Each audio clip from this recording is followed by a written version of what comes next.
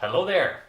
You might be wondering, what is this old person doing in this video? He's Ötzi. He was found below a glacier in Italy and he lived around 3000 BC, and he already had einkorn seeds with him.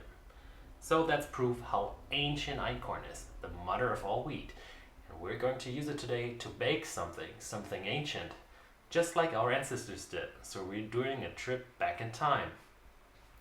If you follow the recipe, I'm going to share the details in the description. This is what you'll get at the end of the video. This is what our ancestors ate. You need einkorn. You can also get flour, salt, sourdough, and some water. And that's literally it. Nothing else needed. I'm grinding my own flour because I like that. But you can also just simply buy already ground einkorn flour. That doesn't really matter. Add the salt to the flour.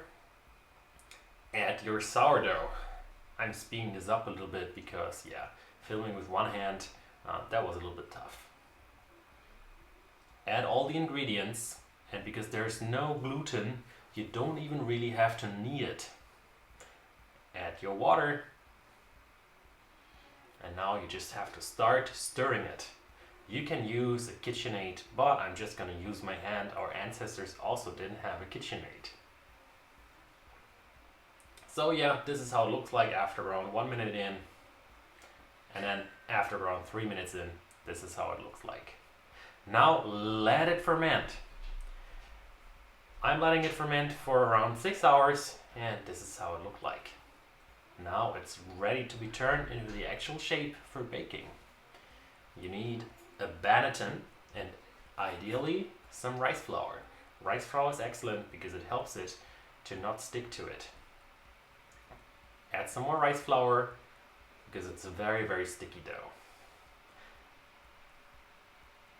We're going to start shaping our bread now. For that, add a lot of flour. I'm just using some regular flour here, but you can use any flour you like. I did not use einkorn flour here, but you can definitely also do that. I basically used everything I had to make the dough, so I didn't have anything left. And sprinkle a little bit of flour on top of your dough because it's very sticky. I'm just tucking the flour a little bit under the side so that I can remove the dough. I actually let the dough sit outside overnight. You can do that, or you can bake it after. You can do it after 6 hours. I just like it a little bit more sour. This is personal preference. This is up to you. Now, because there is no gluten, there's not really a big shaping technique. I'm just tucking it together, doing like this. Just try to make a round ball. And it's super sticky, so use a little bit more flour because else it gets easily frustrating. Now you see me here trying to create a ball with just one hand. This takes a little bit. When you are baking a bread which has gluten, you don't want to damage the gluten structure. But here it doesn't really matter because it's just a batch of dough. So there's nothing you can do wrong here. Use more flour if it starts to stick.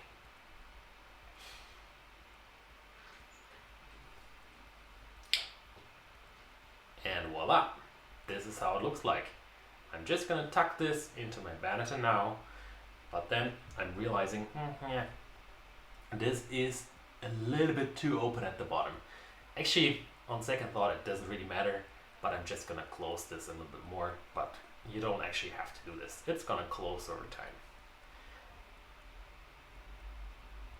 Ready, bread is shaped. Now it goes into the fridge for another 24 hours. I really like to put my dough into the fridge for some time. It just gets this extra great taste. And it's a consistent environment. See you later. And now it's time to bake. And what the heck? Am I being so German? There's some butter right there. Oh, well. Let's get rid of that butter. But this is basically the dough after 24 hours. Look how it closed. Now I'm baking it in a Dutch oven. Open this. It's preheated. It's very, very hot.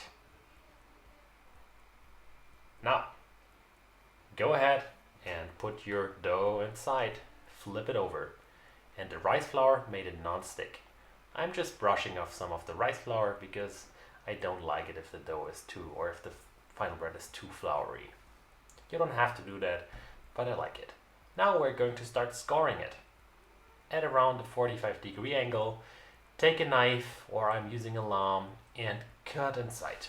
You can be creative on the pattern. I kind of like this pattern. It has a rustic look. And you see how hot this is. Now, pro tip for baking in the Dutch oven, spray your loaf with additional water, because for the first half we're going to bake everything closed in the closed Dutch oven, and you want there to be a lot of steam. After half the time of the baking, you're going to remove the lid of your Dutch oven, because then you want the crust to be formed, but initially you want your bread to be able to rise a little bit. Close it, put it into the oven at 230 degrees Celsius. I have no idea how much that is in Fahrenheit. And after half the time, that's around 25 minutes, remove the lid and bake it until it looks like this. So good. Now look at the bottom, nice bottom, very crispy, delicious. I'm very happy with how this turned out. And now, let's cut this open and let me show you the crumb. The bread our ancestors made.